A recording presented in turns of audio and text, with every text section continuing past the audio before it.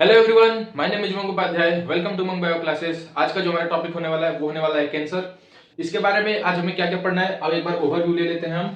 पहले तो हम देखेंगे कि कैंसर होता क्या है, कैंसर का मीनिंग समझेंगे कि आखिर में कैंसर वर्ड का मतलब क्या है। हर चीज का देखो एक मतलब होता है, तो आज इस टर्म को हम समझेंगे, इस वर्ड को हम समझेंगे, ठीक है। उसके बाद हम देखेंगे इसके टाइप्स क्या क्या है, कितने टाइप का होता है कैंसर। उसके बाद देखेंगे इसके कॉज क्या क्या है, मतलब किस वजह से होता है कैंसर, ठीक है। उसके बाद देखेंगे डिटेक्शन एंड डायग्नोसिस, कि अगर किसी को कैंसर है तो उसे कैसे पता करें, उसे कुछ मेथड्स देखेंगे हम, ठीक है। उसके बाद आखिर में बात करेंगे हम ट्रीटमेंट ऑफ कैंसर के बारे में, ठीक है। उसके बाद हम ट्रीटमेंट देखेंगे कि अगर किसी को कैंसर हो चुका है तो उसे कैसे हमें ठीक करना है, हमें इन द सेंस डॉक्टर्स को। उसके बाद हम देखेंगे नियोप्लास्टिक सेल्स क्या होती हैं, ट्यूमर सेल्स क्या होती हैं, और मेटास्टेसिस क्या होता है, ठीक है। अब पहले हम बात करते हैं कैंसर टर्म पे। देखो, इसके बारे में आगे हम बढ़ने से पहले कुछ टर्म बता दे रहे हैं, ठीक है। अब एक एक करके हम डिस्कस करेंगे पूरा, तो नोट करना था तो नोट कर लेते हैं, वीडियो पीछे स्किप कर लो और नोट कर लो। बाकी हम सारा पॉइंट फिर से एक बार कवर करेंगे। जो देखो, जो कैंसर होता है वो नॉन इन्फेक्शियस होता है, नॉन इन्फेक्शियस। अब तुम बोलोगे कि नॉन इन्फेक्शियस है तो फिर लोगों को इतने मतलब बहुत कॉमन है यार, मिलियंस में इसके केसेस आते हैं, तो तुम बोलोगे कि अगर नॉन इन्फेक्शियस है तो फिर इतने नंबर कैसे बढ़े, इतने केसेस क्यों आते हैं। देखो, नॉन इन्फेक्शियस का मतलब होता है कि ये ट्रांसमिट नहीं हो सकता है। जैसे मान लो किसी एक इंसान को हुआ है तो इससे दूसरे इंसान में, जैसे कॉमन कोल्ड सर्दी जुकाम होता है ना, वैसे ये ट्रांसफर नहीं होता है, ये ट्रांसमिट नहीं हो सकता है। कैंसर जो है वो जैसे कॉमन कोल्ड सर्दी जुकाम एक दूसरे से फैल जाता है, वैसे कैंसर एक दूसरे से नहीं फैलता है, कांटेक्ट में आने से एक दूसरे में ट्रांसफर नहीं होता, ठीक है। तो ये होता कैसे है, और ये तुमने पैथोजन के बारे में अगर नहीं पता है तो मेरे पुराने वीडियोस देख लो, ठीक है। और ये पैथोजन के थ्रू भी नहीं फैल सकता। पैथोजन क्या होता है, वो ऑर्गेनिज्म जो डिजीज को कैरी ट्रांसमिट करता है, ठीक है। तो ये ना तो वन टू वन ट्रांसमिट हो सकता है, ना तो पैथोजन के थ्रू होता है। तो ये होता कैसे है, अभी इसके कॉज पढ़ने से पहले हम इसके बारे में एक और चीज देख लेते हैं कि कितने टाइप का होता है, हमें कब सीरियस होना है इस चीज को लेकर के, और कब मतलब नॉर्मल मतलब दवा करा करके हम ठीक हो सकते हैं। बाकी ये दो टाइप का होता है, और एक बार देखते हैं इसे, ठीक है। एक होता है बेनाइन, दूसरा होता है मैलिग्नेंट। अभी सिर्फ टर्म समझते जाओ, ठीक है। ये जो होता है वो नॉन कैंसरस होता है। अब तुम बोलोगे कैंसर में भी नॉन कैंसरस, पहले भी नोट करो, एक एक टर्म हम समझेंगे। ये जो होता है वो कैंसरस होता है, ठीक है। ये मेटास्टेसिस नहीं शो करता, मेटास्टेसिस नहीं शो करता है, ये मेटास्टेसिस शो करता है, ठीक है। इसके नंबर जो होते हैं, नंबर ऑफ सेल्स कंट्रोल्ड होते हैं। मैलिग्नेंट में अनकंट्रोल्ड डिवीजन होता है, अन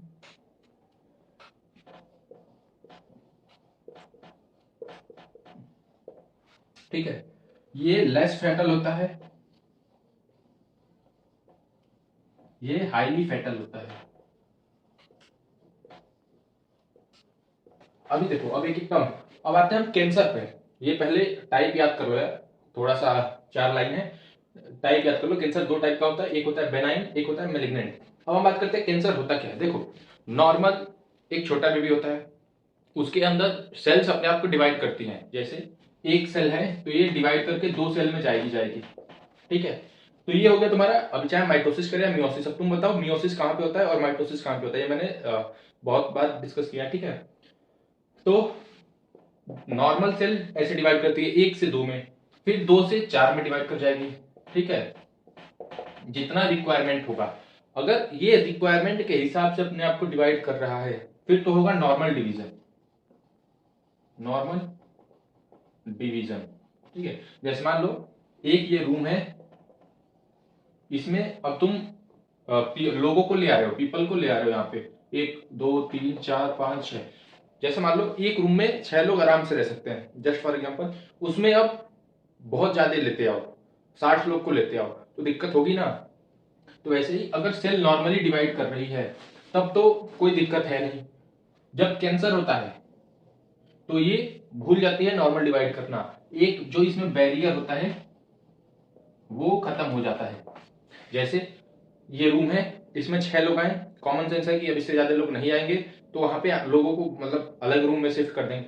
लेकिन जब उसे कैंसर हो जाएगा तो वो ये नहीं देखेगा कि जगह है या नहीं, उसमें लोगों को भरते जाएगा। मतलब इसका क्या हुआ कि अनकंट्रोल्ड डिवीजन ऑफ सेल।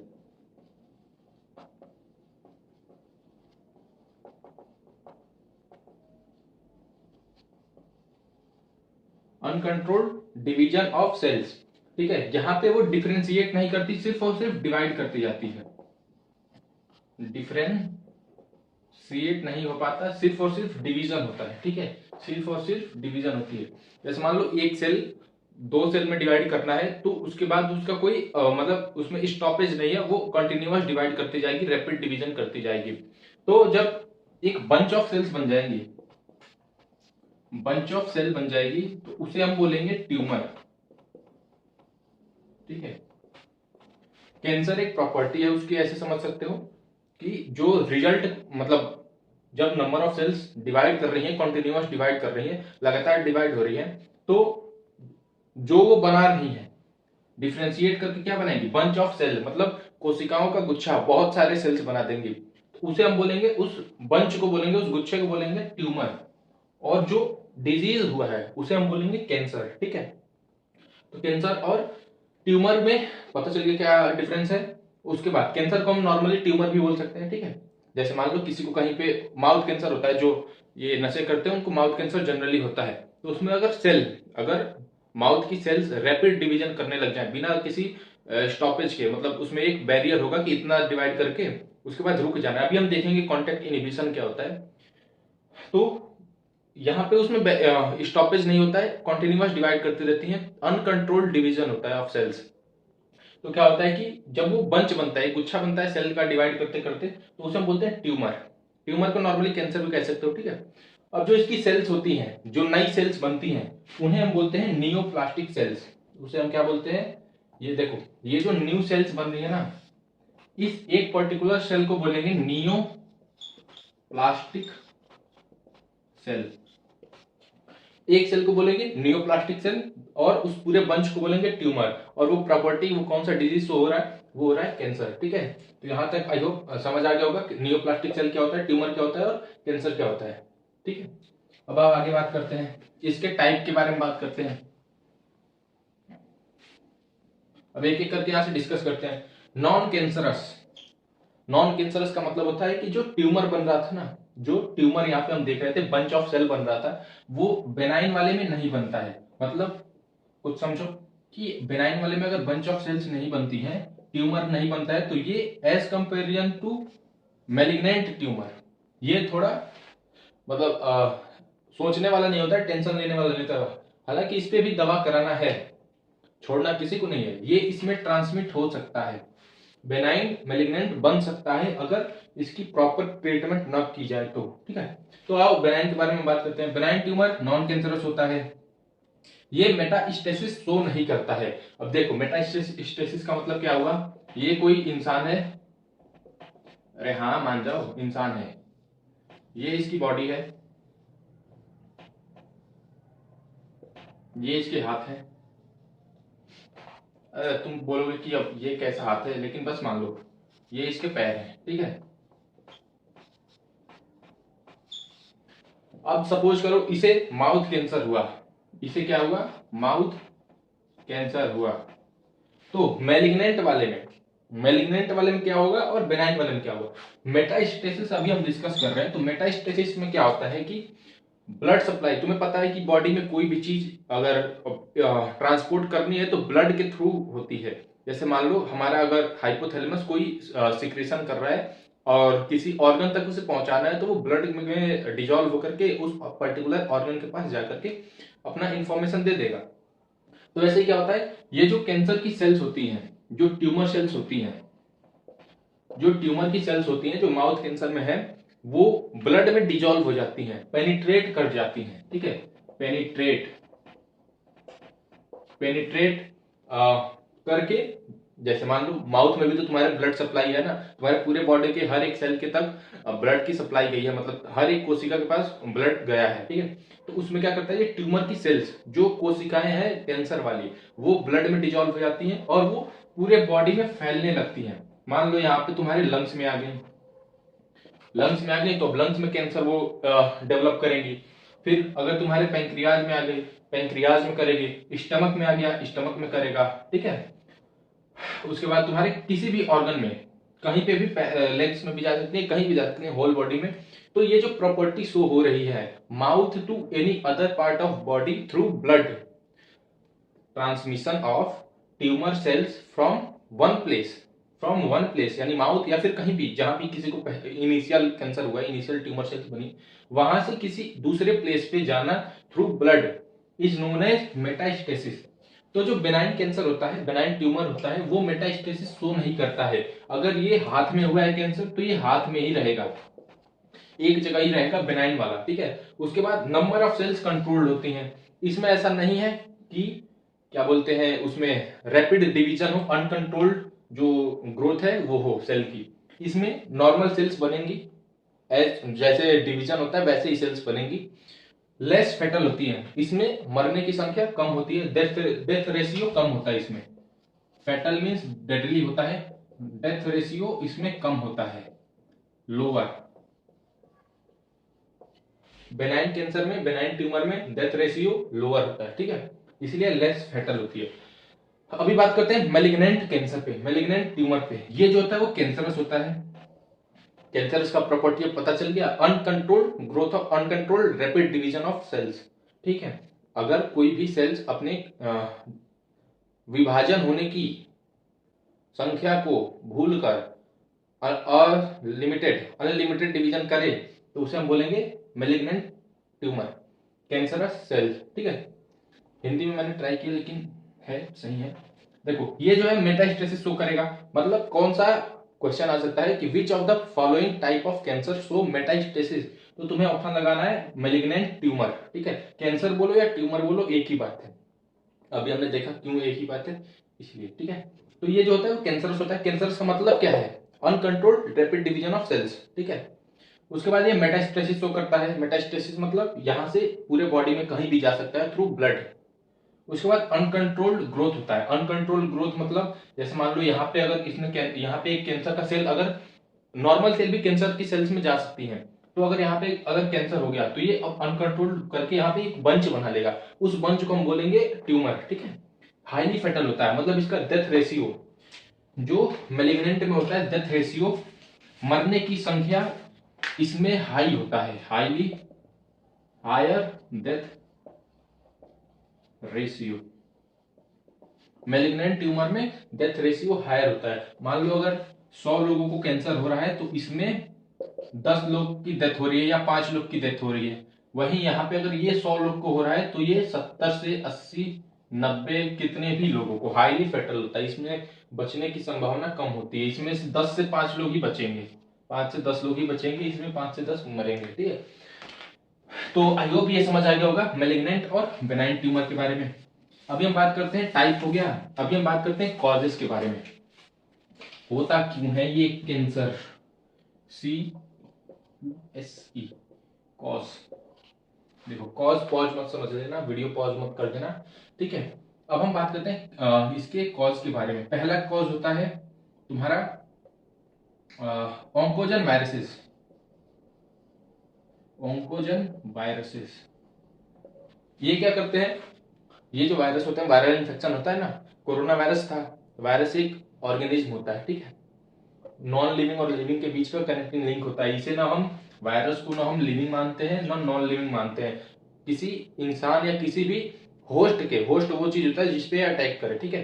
किसी होस्ट के अगर बाहर रहा तो ये नॉन लिविंग हो जाएगा और जीवित हो जाएगा। किसी होस्ट के अंदर रहा, कोरोना वायरस है, समझो नॉन लिविंग, होस्ट क्या होता है और इसकी प्रॉपर्टी भी समझ लो। अभी होस्ट, जैसे मान लो कोरोना वायरस था, कोरोना वायरस था ना, तो अगर वो आउटसाइड था,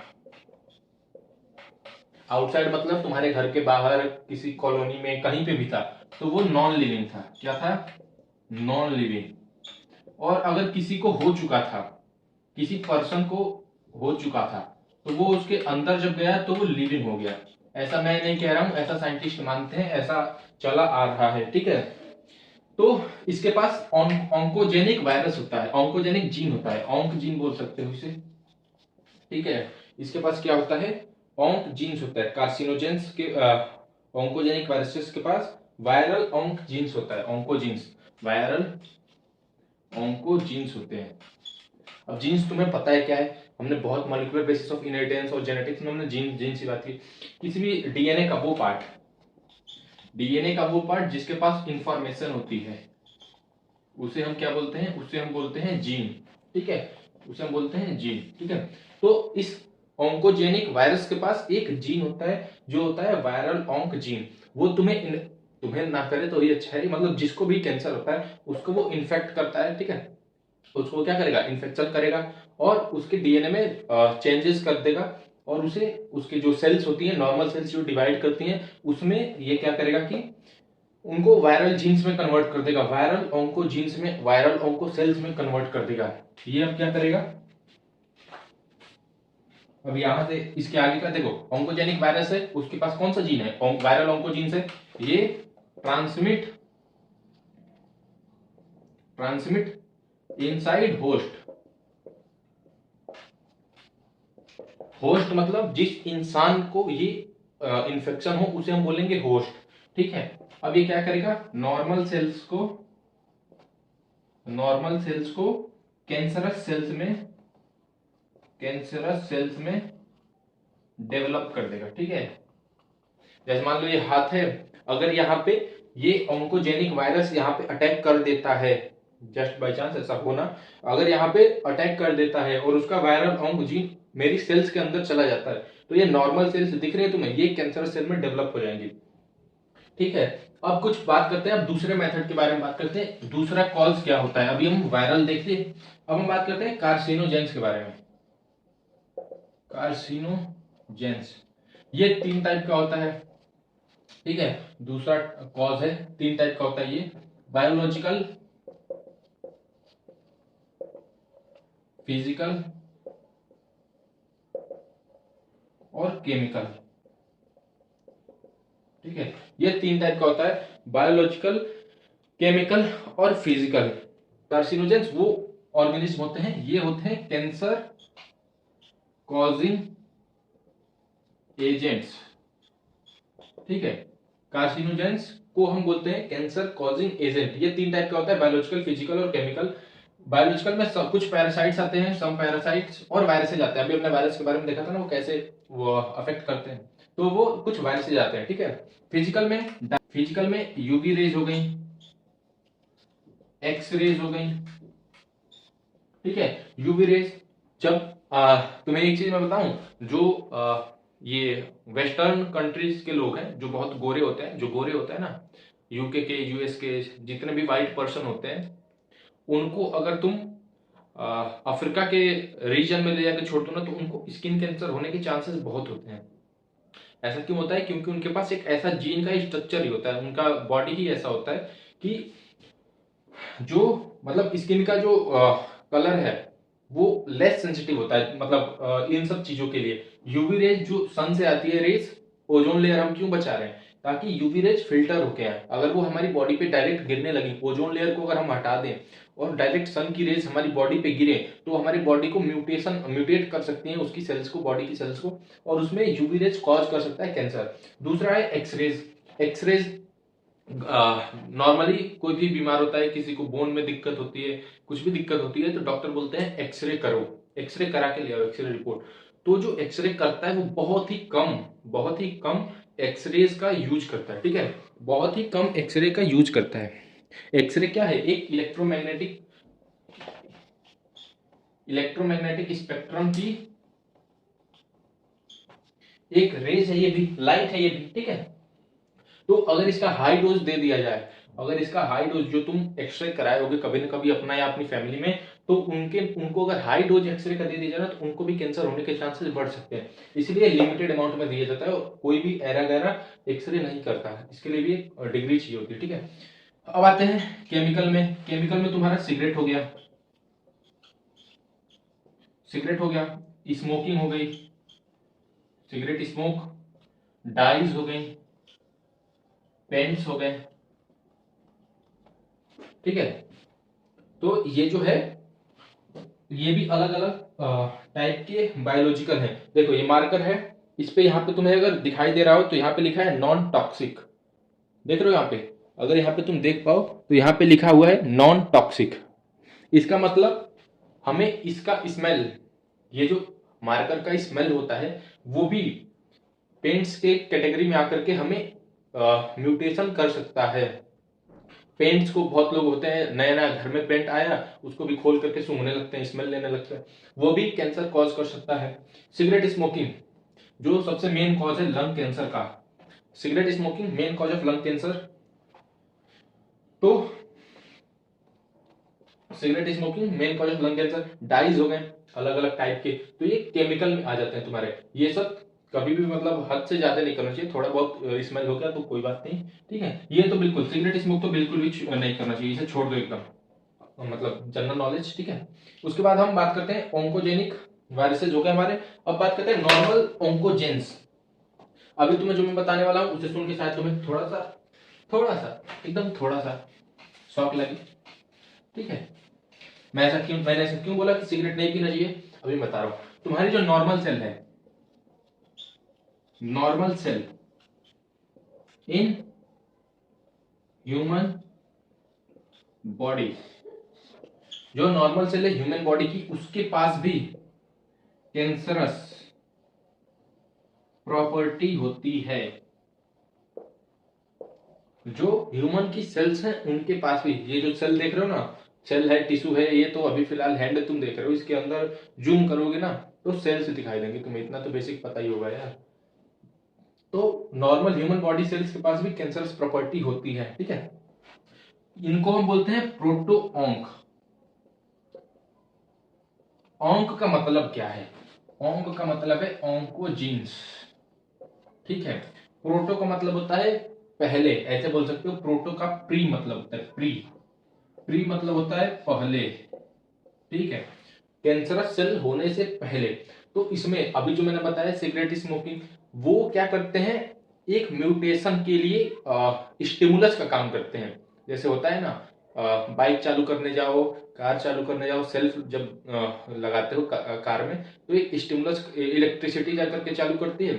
बाइक में यार किक मारते हो, सेल्फ लेते हो, तो उसके इंजन में एक स्पार्क निकलता है ना, तो वो एक स्टिमुलस का काम करता है, ठीक है। तो ऐसे ही जो सिगरेट की स्मेल है, जो उसका स्मोक का स्मेल होता है, पेंट्स हो गए, डाई हो गए, बाकी के बायोलॉजिकल हो गए, वो स्टिमुलस का काम करती हैं। तो वो क्या करती है, नॉर्मल ह्यूमन बॉडी सेल्स को कैंसरस सेल्स में कन्वर्ट कर देती हैं, ठीक है। ये क्या काम करती हैं, जो अभी मैंने से बताया सिगरेट स्मोक और वो स्टिमुलस का काम करती हैं। ये प्रोटोऑन्क को कैंसरस सेल में कन्वर्ट कर देती हैं। नॉर्मल सेल के पास कौन सी प्रॉपर्टी होती है, प्रोटोऑन्क, ठीक है, और ये इसे कन्वर्ट कर सकती हैं कैंसरस सेल्स में, ठीक है। तो ये था हमारा नॉर्मल सेल को विथ हेल्प ऑफ स्टिमुलस वो कैंसर सेल में जा सकती हैं, ठीक है। तो ये जो तुम प्रोटोऑन्क देख रहे हो ना, इसे एक और टर्म हम बोलते हैं, या इसको हम बोल सेलुलर ऑन्क भी बोल सकते हो, सेलुलर ऑन्क। ऑन्क का मतलब होता है ऑन्कोजेंस, ठीक है। इसको पी ऑन्क भी बोल सकते हो, शॉर्ट फॉर्म है बस, इसको सी ऑन्क बोल दो। तो ये सेलुलर होता है, ये सेलुलर का मतलब समझ रहे हो ना, सेल्स के अंदर ये प्रॉपर्टी होती है कि वो स्टिमुलस पा करके, स्टिमुलस क्या होता है, म्यूटेशन होता है। म्यूटेशन किससे हो सकता है, म्यूटेशन अभी हमने देखा किसी भी मतलब एक फैक्टर से हो सकता है, ठीक है। तो नॉर्मल सेल्स में म्यूटेशन होकर के वो, उनके पास प्रॉपर्टीज होती हैं, हर सेल के पास, कुछ सेल के पास होती है, हर सेल के पास नहीं होती, ठीक है। तो वो कैंसरस सेल में कन्वर्ट हो सकती हैं अगर उन्हें म्यूटेशन हो गया, तो उनमें म्यूटेशन हो गया या फिर उन्हें स्टिमुलस मिल गया तो, ठीक है। अभी हम बात करते हैं कैंसर के डिटेक्शन और डायग्नोसिस के बारे में। कैंसर डिटेक्शन एंड डायग्नोसिस, अभी हमें क्या बात करना है, कैंसर डिटेक्शन एंड डायग्नोसिस, ठीक है। तो बात करते हैं कैंसर डिटेक्शन एंड डायग्नोसिस।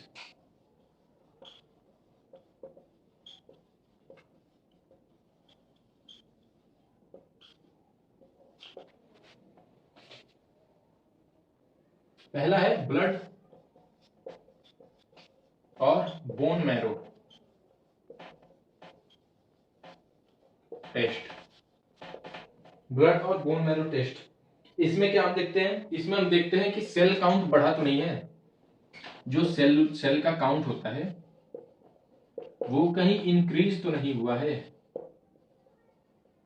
इस टेस्ट से अभी तुम्हें इतना याद रखना कि कैंसर डिटेक्शन का एक मेथड होता है ब्लड और बोन मैरो टेस्ट, जो जिसमें हम चेक करते हैं कि सेल काउंट जो है वो इंक्रीज तो नहीं हुआ है। दूसरा है बायोप्सी।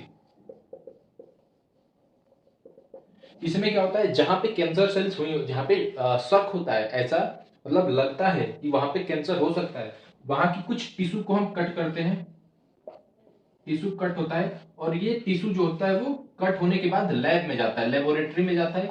वहां पे इस पर कुछ इन्वेस्टिगेशन होती है, कुछ टेस्ट होते हैं, कुछ इसकी जांच होती है, और वहां से हमें पता लगता है कि एक सेल्स में कैंसरस प्रॉपर्टी है या नहीं है। ठीक है, जैसे मान लो किसी के हाथ में आके कैंसर हो गया, तो यहाँ से कुछ टिश्यू कट करेगा डॉक्टर और उसे भेज देगा लैब में टेस्ट के लिए, तो वहां से लेबोरेटरी में जाकर के पता चलता है कि इसमें कोई कैंसरस प्रॉपर्टी है या नहीं है। उसी को हम बोलते हैं क्या बोलते हैं उसे, बायोप्सी बोलते हैं। इसका मतलब क्या हुआ, हिस्टोपैथोलॉजिकल स्टडी, हिस्टोपैथोलॉजिकल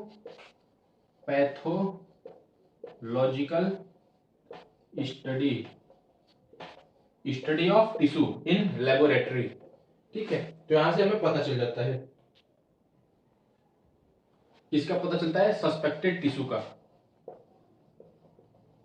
बायोप्सी में क्या होता है कि जो सस्पेक्टेड टिश्यू होता है, जहां पे हमें शक होता है कि यहाँ पे कैंसर हो सकता है, उस टिश्यू को हम कट करते हैं, उसे लेबोरेटरी में देते हैं। इस मेथड का नाम क्या है, हिस्टोपैथोलॉजिकल स्टडी होती है उसकी, जिसे हम बायोप्सी सिंगल टर्म में बोल सकते हैं। इस मेथड का नाम है बायोप्सी। ठीक है, उसमें हिस्टोपैथोलॉजिकल स्टडी होता है किसका, सस्पेक्टेड टिश्यू को। उसमें करते क्या है, उस टिश्यू के कुछ उस पूरे हिस्से के कुछ टिश्यू को कट करते हैं और उसे लेबोरेटरी में भेजते हैं। तीसरा आता है हमारा मेथड रेडियोग्राफी। रेडियोग्राफी, आओ रेडियोग्राफी के बारे में बात करते हैं। ये होता कहां पे, इसमें यूज होता है, use X-ray for internal body parts organs. किसी को अंदर, इंटरनल बॉडी ऑर्गन्स मतलब stomach, liver, intestine, spleen, pancreas, ये सब जो भी अंदर के सेल, अंदर के ऑर्गन्स हैं, बॉडी के, ह्यूमन बॉडी के अंदर वाले जितने भी ऑर्गन्स हैं, उसमें अगर हमें पता लगाना है कि कहीं पे कैंसर तो नहीं हुआ, तो उस मेथड को हम बोलेंगे रेडियोग्राफी। इसमें क्या होता है, एक्सरे यूज होती है, नॉर्मल एक्सरे का यूज किया जाता है, और उससे पता किया जाता है, डिटेक्ट किया जाता है कि इंटरनल ऑर्गन्स में कैंसर तो नहीं हो रहा। उसके बाद हमारा आता है सीटी स्कैन, बहुत नॉर्मल सा है, ठीक है, लेकिन महंगा होता है। इसमें क्या होता है, 3D इमेज बनती है इंटरनल टिश्यू की, 3D image of internal tissue, internal image of 3D image of internal tissue using X-rays. तो देख रहे हो एक्सरेज का कहां पे यूज हो रहा है, कहां पे इंपॉर्टेंस है। तो कंप्यूटेड टोमोग्राफी इसका फुल फॉर्म है, कंप्यूटेड टोमोग्राफी। नॉर्मली पता होता है फुल फॉर्म, बट याद कर लो। इसमें क्या होता है कि एक्सरे को यूज करके इंटरनल टिश्यूज का, उसमें क्या था, इसके पहले जो हमने देखा था रेडियोग्राफी में, उसमें इंटरनल ऑर्गन्स का हो रहा था, लेकिन यहाँ पे इंटरनल टिश्यूज का हो रहा है। इसको याद रखना, इसकी 3D इमेज बनती है, 3 डायमेंशनल इमेज बनती है, और उससे हम पता लगाते हैं कि कहीं कैंसर की प्रॉपर्टी तो नहीं है उन सेल्स में। अभी जो नेक्स्ट आ रहा है वो है MRI, magnetic resonance imaging, magnetic resonance imaging, imagination वाला इमेजिंग नहीं है। इसमें क्या होता है, non ionising radiations, non ionising radiations plus strong magnetic field, radiation plus strong magnetic fields का यूज किया जाता है। ठीक है, एमआरआई में क्या होता है, नॉन आयोनाइजिंग रेडिएशंस और स्ट्रॉन्ग मैग्नेटिक फील्ड का इसमें यूज किया जाता है। क्यों यूज किया जाता है? ताकि इसमें हम, ये भी टिश्यू में होता है, to detect pathological and physiological condition of living tissue,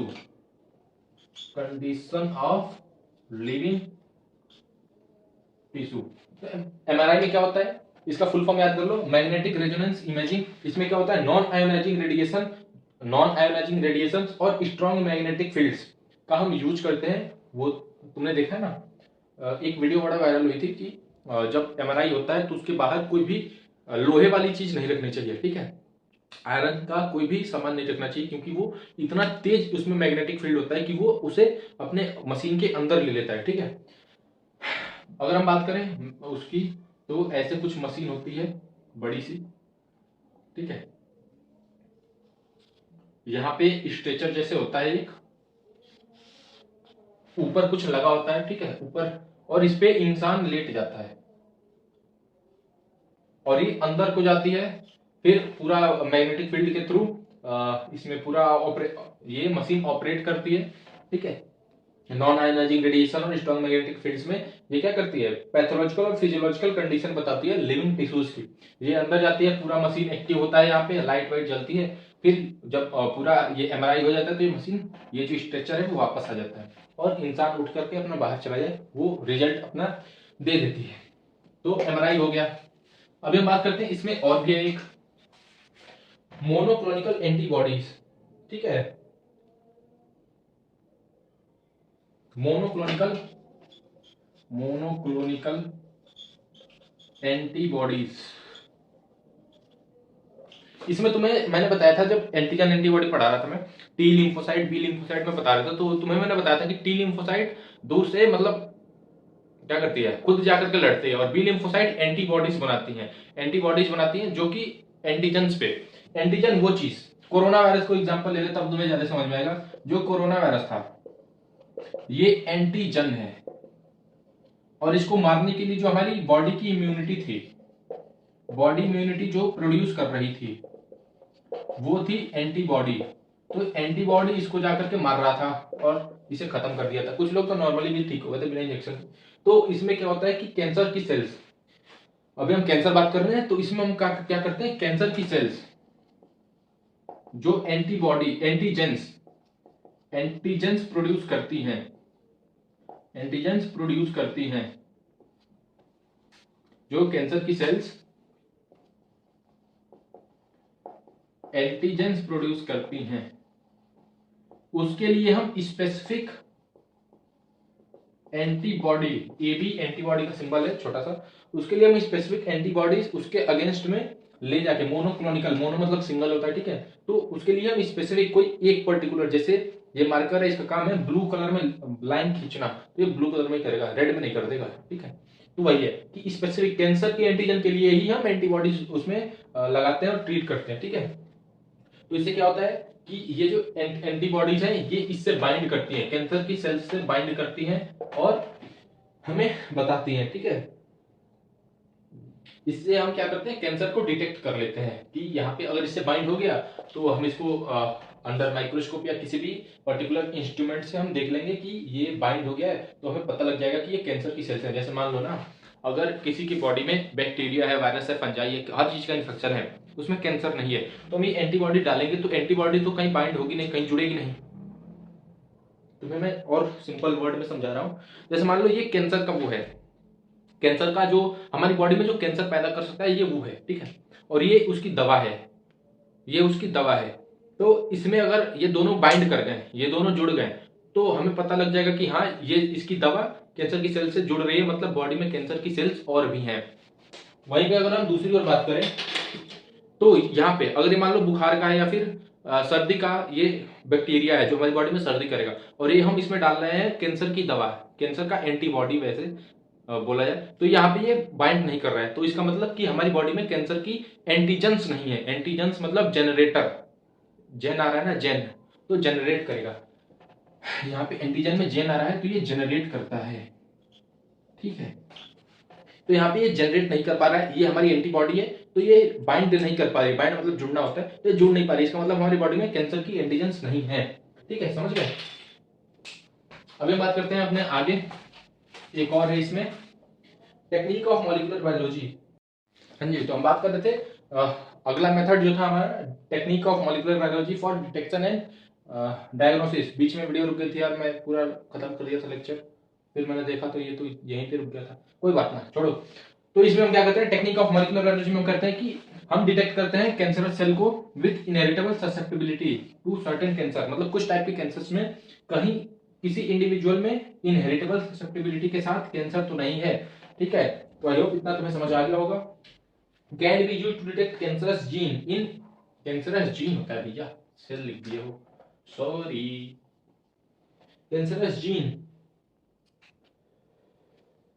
in individual with inheritable susceptibility to certain cancer. इसमें हम देखते हैं टेक्निक ऑफ मॉलिक्यूलर बायोलॉजी में कि किसी भी एक इंडिविजुअल में, किसी भी एक इंसान में कहीं इनहेरिटेड ससेप्टिबिलिटी तो नहीं है कुछ कैंसर्स को लेकर के, उसके पास मतलब कुछ किसी स्पेशल टाइप के कैंसर का जीन तो नहीं है ना जो इनहेरिटेड हुआ है। ठीक है, तो अभी हम बात करते हैं ट्रीटमेंट ऑफ कैंसर के बारे में, जल्दी जल्दी हम कवर कर लेते हैं, जल्दी कुछ नहीं करेंगे, चारों मेथड को एक ही बार लिख ले रहे हैं ट्रीटमेंट पे। पता है तुम्हें अगर बोर्ड्स के लिए भी पढ़ना है ना, तो जो मैंने स्टार्टिंग में वो लिखा था ना पूरा मेथड बना करके कैंसर के बारे में, type, cause, diagnosis and detection, उसके बाद ट्रीटमेंट, तो मोटा मोटी लिख लो और उस हर एक टर्म का तुम मतलब समझो। ठीक है, जैसे सर्जरी, इसमें पहला है सर्जरी, दूसरा है रेडिएशन थेरेपी।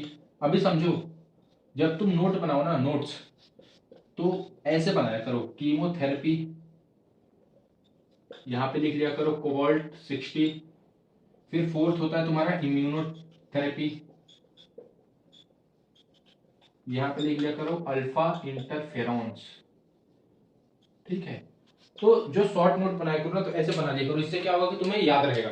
अब देखो सर्जरी में क्या होता है, ये तो ब्राउन कलर का चल रहा है, तुम्हें अगर तुम मेरे पुराने वीडियोस देखते हो ना, तो तुम्हें पता होगा कि ये ब्राउन कलर का क्यों चल रहा है और मैंने इसके साथ क्या किया था कि ये ब्राउन कलर का चलता है।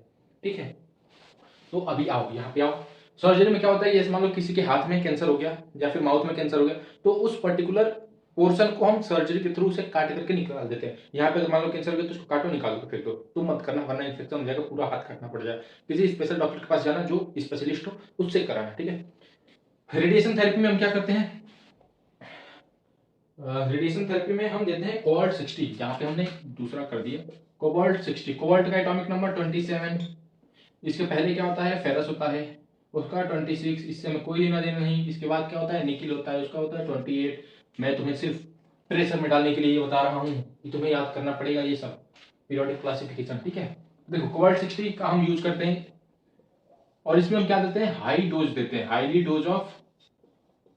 Dose of lethal radiations.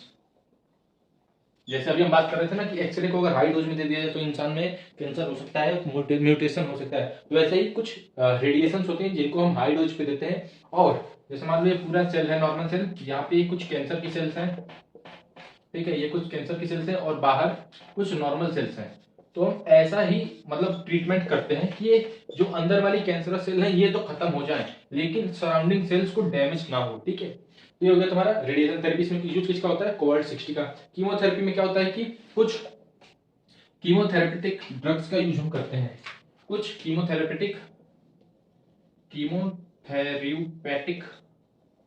Drugs का हम यूज करते हैं। ठीक है, कुछ ड्रग्स मतलब हीरोइन, गांजा, वो सब नहीं, हीरोइन, स्मैक और क्या क्या होता है मुझे कैसे पता, अभी तुम भी पढ़ोगे, जब नेक्स्ट लेक्चर आएगा ना उसमें पढ़ोगे। बहुत सारे हेलुसिनोजेंस होते हैं। ठीक है, ड्रग्स का मतलब होता है मेडिसिन से, तो इसमें कुछ इफेक्टिव साइड इफेक्ट भी होते हैं, हेयर लॉस हो गया, अनीमिया हो गया, और भी बहुत सारे इसमें साइड इफेक्ट्स होते हैं, तो इस वजह से बाकी के तुम्हें मेथड्स पे जाना चाहिए। वैसे ये तीनों कंबाइन भी हो सकते हैं, तीनों का मतलब ज्यादातर यूज इन्हीं तीनों का होता है। ठीक है, मोस्टली ये जो तीन होते हैं मोस्टली यूज होते हैं, कंबाइनली नहीं, मोस्टली। ठीक है, अब हम बात करते हैं इम्यूनोथेरेपी के बारे में। अल्फा इंटरफेरॉन क्या होता है, अगर तुम्हें याद हो तो मैंने बताया था जब मैं फिजिकल, फिजियोलॉजिकल, सेलुलर और अल्फा इंटरफेरॉन के बारे में मैं पहले ही बता चुका था, प्राइमरी बैरियर्स करके। ठीक है, प्राइमरी बैरियर्स थे ना ये, तो इनके बारे में हमने पहले भी डिस्कस किया है। तो क्या होता था अल्फा इंटरफेरॉन, जैसे मान लो ये कुछ सेल्स हैं, इस पे वायरस ने अटैक किया, इसको खत्म कर दिया, तो ये कुछ केमिकल रिलीज करता था। क्यों? क्योंकि जैसे मान लो मेरा हाथ, अगर इसको सेल मानते हो ना, तो इसके पास कुछ रिसेप्टर्स होती हैं। रिसेप्टर क्या काम करते हैं? बाहर की इन्फॉर्मेशन, न्यूक्लियस की इन्फॉर्मेशन को सेल के अंदर तक ले जाने के लिए। केमिकल, जैसे मान लो हमारा हाइपोथैलेमस कुछ बोला कि ये तुम कोई नया केमिकल बनाओ, प्रोटीन बनाओ, प्रोटीन बनाओ, तो यहाँ से केमिकल्स निकले, हाइपोथैलेमस से पिट्यूटरी से निकलते निकलते निकलते निकलते आए, ढूंढे कि लीवर की सेल है, इस सेल को बोलो कि तुम ये प्रोटीन बनाओ, तो अब वो केमिकल आया, तो इस रिसेप्टर से बाइंड किया, अब ये इसके इस सेल के न्यूक्लियस के पास जाएगा समझने के।